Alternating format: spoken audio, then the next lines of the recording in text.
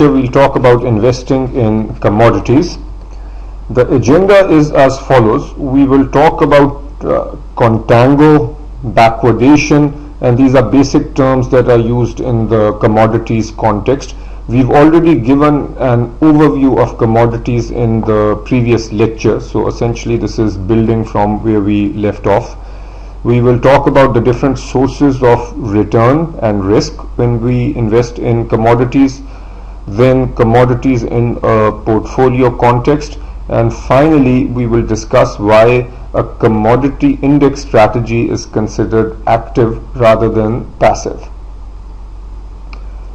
First, let's understand this term contango, and the point that you should just memorize is if the futures price is greater than the spot price, then we have contango. So let's just base this discussion on figure 1 in the curriculum, and I will draw this out for you. On the y-axis we have the price of different futures contracts, and on the x-axis we have how many months into the future will that contract expire. So let's say that this is 55, 60, 65 and 70, and then months into the future are 2, 4, 6 and 8.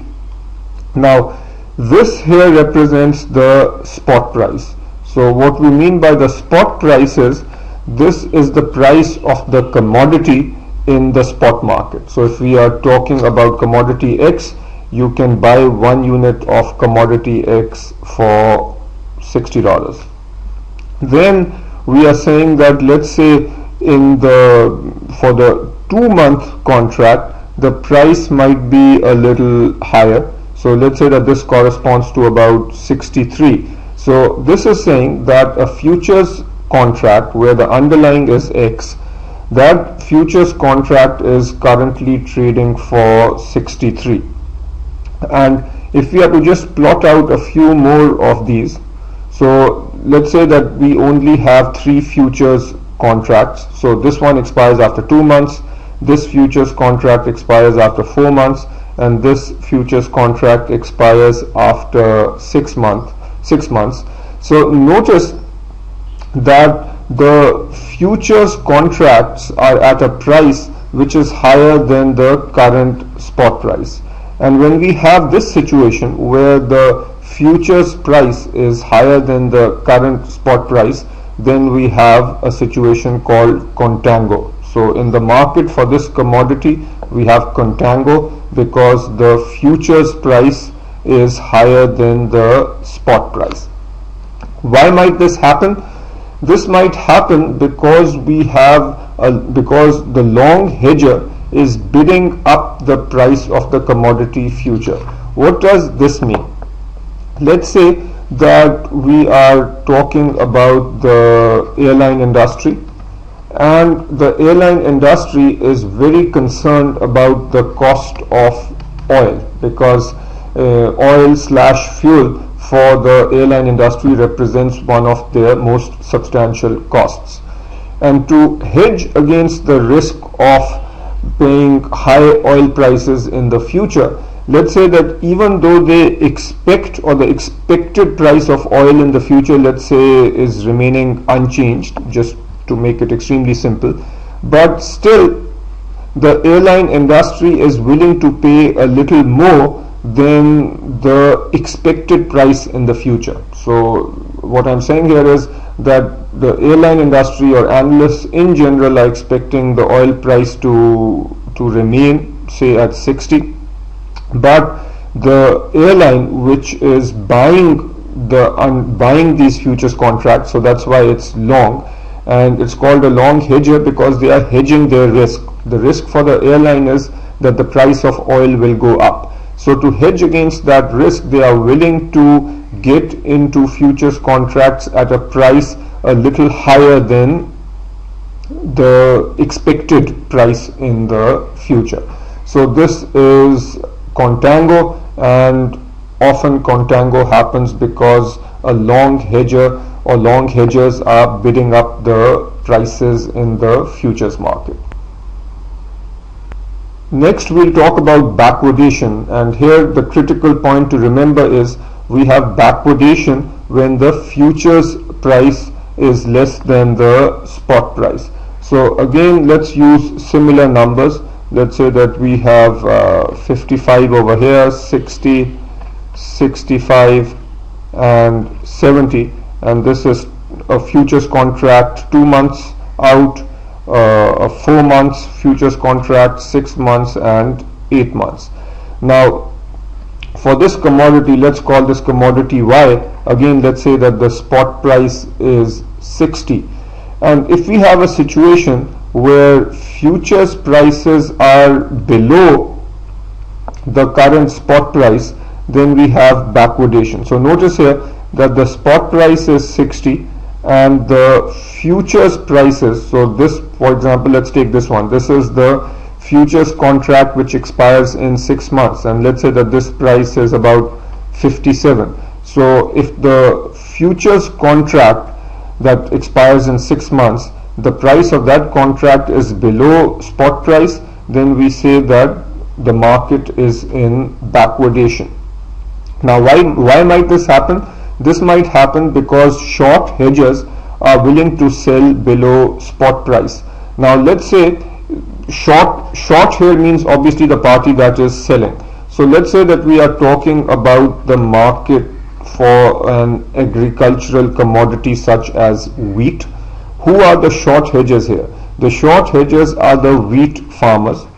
What is the concern that the wheat farmers might have? Let's say that their harvest will be ready for sale in 6 months. The concern that the wheat farmer will have is that in 6 months time, when they are ready to sell, if there is an oversupply and the price of wheat in the market falls a lot, that clearly will be bad for the wheat farmers. And to hedge against the risk of price falling, they are willing to sell below the expected price in the future. So let's say that at time 0, the wheat farmers and people interested or who follow the wheat market expect the spot price in the future to be 59. So they expect the price to be 59, but to hedge the risk, to hedge against the risk of prices falling below 59, the wheat farmers are willing to get into a contract to sell at 57. This way they lock in a price of 57, even though that price of 57 is a little below what is the expected price in the future. And clearly in a market that is dominated by short hedgers, we will have a price, the futures price, that is less than the expected price or the expected spot price in the future. And historically this has been a common situation where futures markets have been dominated by short hedgers, and hence when we have this situation of backwardation where the futures price is below what the expected spot price is in the future, then we call this normal or natural backwardation. From an investment or an investor perspective, what are the sources of return when we are dealing with commodities? As implied already, as actually in the previous lecture, we said that most investors invest indirectly in commodities, and perhaps the most common way of investing in commodities is through the futures market. Now, when you invest in a commodity such as cotton or wheat or gold, then and you do it through the futures market, clearly you need to post some collateral. So one source of yield is the collateral yield. So if you are investing 1 million, and let's say you are posting also a collateral of 1 million, and then this 1 million will be used to buy, say, T-bills, and the yield on the T-bills is clearly one source of yield. Another source of yield is called roll yield, and essentially I will make you memorize a few points and then explain them. So roll yield was easy to collateral yield was easy to understand. Roll yield people have slight issues with, but I'll try and make it easy. Step 1 is just memorize these 3 points. So roll yield is the gain or loss if the spot price remains unchanged, and if a market is in backwardation, then the roll yield is going to be positive. If the market is in contango, then the roll yield is negative. From an exam perspective, as long as you know this, you are fine. But if you are itching to know why, then here is the explanation. So let's just first look at a market that is in backwardation. So as we just saw, so this is time into the future and this is price. For a market that is in backwardation, this is the spot price over here, and let's say that this is our 6-month contract or futures contract that expires 6 months out. Let's say that our spot price is 60 and the price of this contract that expires in 6 months is 55. Now look at the definition. Roll yield is the gain or loss if the spot price remains unchanged. So let's say that you start at time 0 and you invest in this futures contract by paying a price of 55. If the spot price remains unchanged, then what will happen? Let's say if the spot price remains unchanged and after 6 months you roll over into another 6-month contract, what happens? After 6 months, what you can do is, since you took a long position here, that means that you can buy based on this contract. So you will pay the counterparty $55 and get the underlying, whereas the market price of the underlying is 60, because here we are assuming the spot price has not changed. So if the spot price has not changed and you can buy in the market for 55, then this $5 obviously is a gain.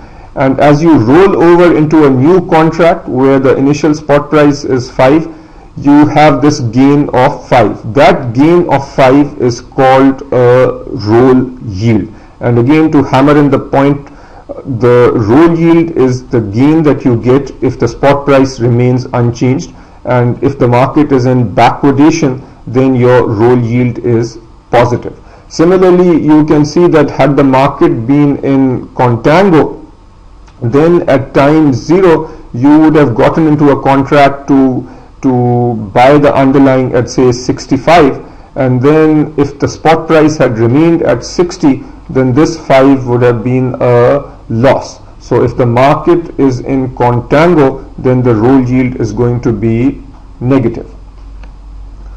The price return is simply the return based on a change in spot price. So now, to keep this example very simple, let's say that you have a situation where the futures price is equal to the spot price. So here we have price in the future. So you have some commodity that's neither in backwardation nor in contango, and the futures price, let's say, of this contract that expires in 6 months is 60. The spot price is 60. But let's say that when you come to this 6 months later, when you are at this point, let's say that the spot price is now 70. So if the spot price is now 70, then the long party has benefited, and we have discussed this in our lectures on futures. So if you go long at a contract price of 60 and the price goes up, so at this point now the price of the underlying or the spot price here is 70, clearly that is a benefit to the party that took a long position at a contract price of 60. So this benefit because of the increase in spot price is called the price return. And here obviously lies the risk also, because just in my example the spot price went up, but the spot price could easily have gone down also. So if the spot price goes down, then that is a loss for the long party. In terms of the short party, everything I said can be reversed.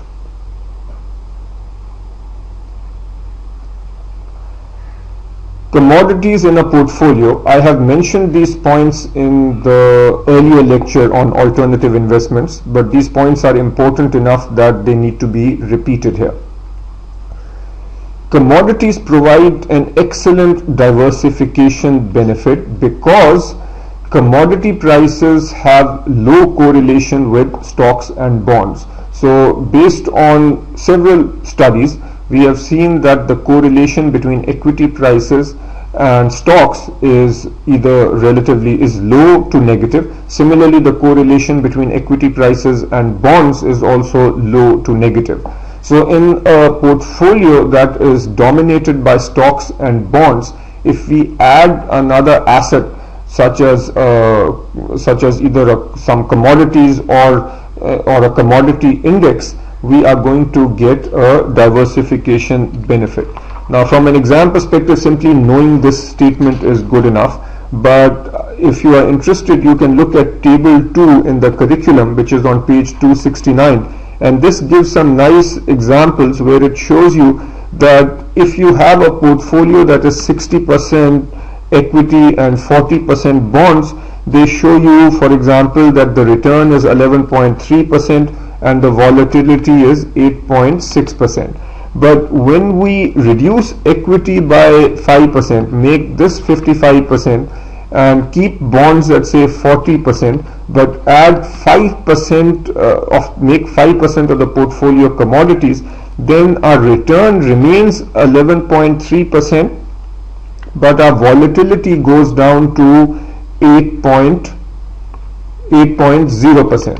So this highlights the fact that we can maintain the same return but reduce the volatility or reduce the risk. So the risk has gone down. So clearly this portfolio gives us a better return per unit of risk.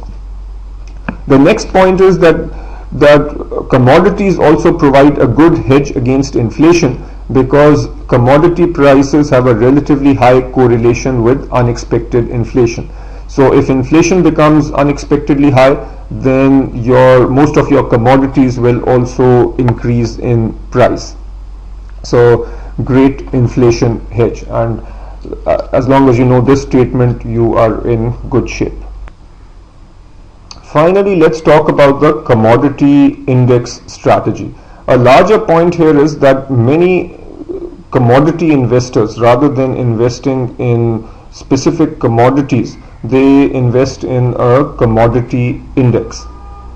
And the next important point is that a commodity index strategy is generally considered an active strategy because of the high amount of turnover. Before I elaborate, let me just contrast this with a equity index strategy. If you recall, an equity index strategy is considered passive because a fund manager simply figures out what stocks are in a given equity index and creates a fund based on those stocks. With the commodity index, however, most people consider it active because of the high turnover. Why do we have high turnover? One reason is that the constituent weights change. So in our commodity index, we can have several commodities and the weights of these commodities change. So obviously in our portfolio then we also need to do some buying and selling or rolling over and change the weights in the portfolio. Second, a rolling methodology is implied in the index, and this determines the roll frequency of a portfolio. So in our portfolio we need to frequently roll from one contract to another. So that's a fair amount of work.